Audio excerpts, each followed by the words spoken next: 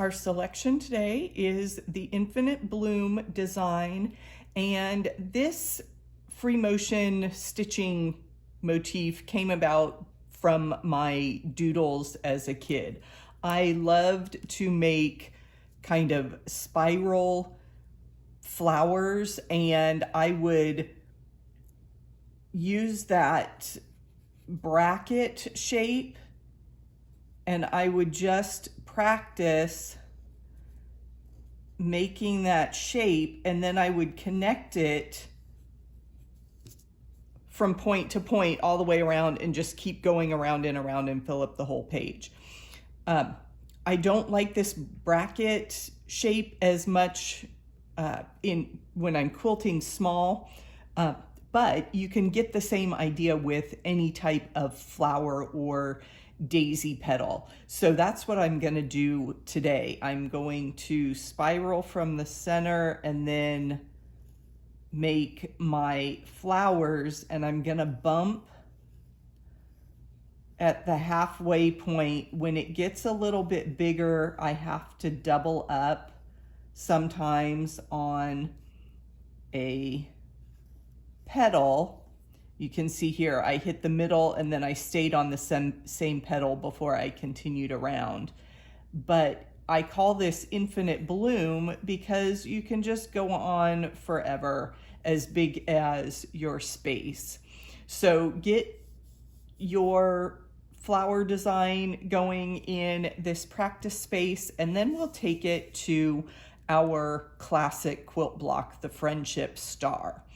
And you could use this design as an overall flower in this block, but I am going to treat this like a traditional quilt block where I want the motif inside the star, and then I'll just do some background fill around the flower. So I'm gonna have to continue my design inside these star points and then travel to finish it up. So again, starting in the center, I'm going to spiral around just a little bit and then start my flower petals.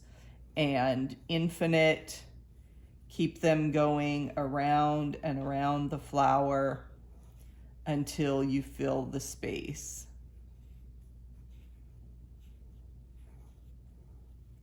They may not always hit the center. I try to keep them a little bit consistent depth here between my stitching lines.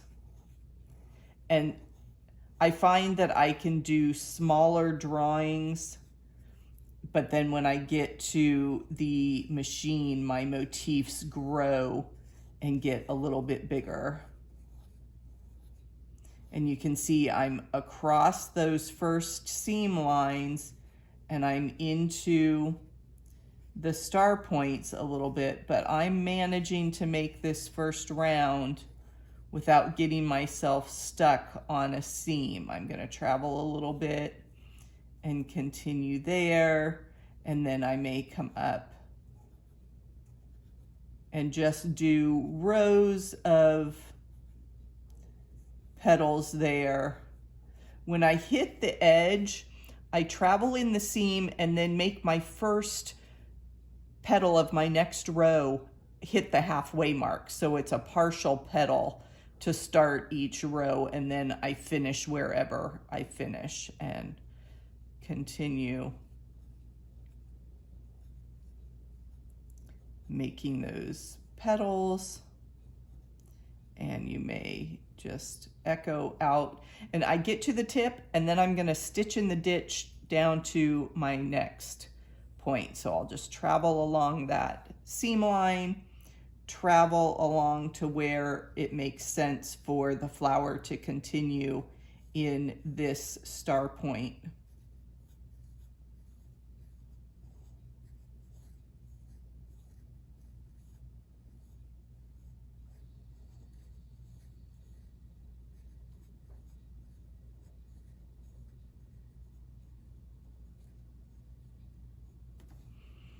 Travel to the next star point and continue bumping across your petals.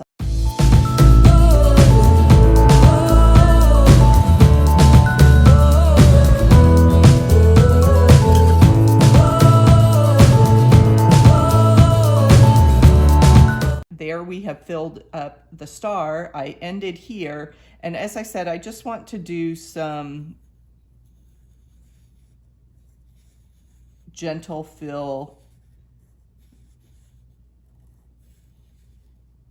keeping with the freehand motif. You can follow along your stitch lines, seams in your patchwork if you want, and I'm just going to wind my way around the block. You can see you wouldn't have to break your thread anywhere as you're stitching this design.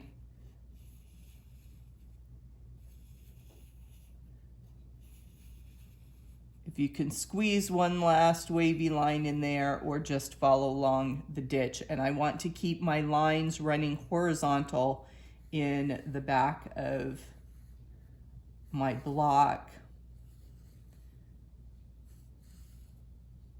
Sometimes when you are doing your sketch practice, you'll want to hold your pen as if you were guiding the needle on your long arm, so you can grip it more like the handles that you would use on a long arm. If you're using a domestic machine, obviously you're moving the paper under the pen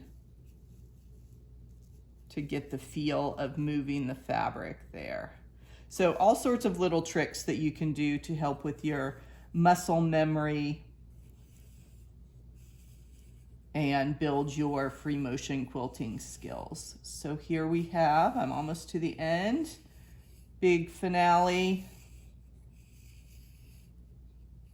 Ta-da! Our friendship star with an infinite bloom.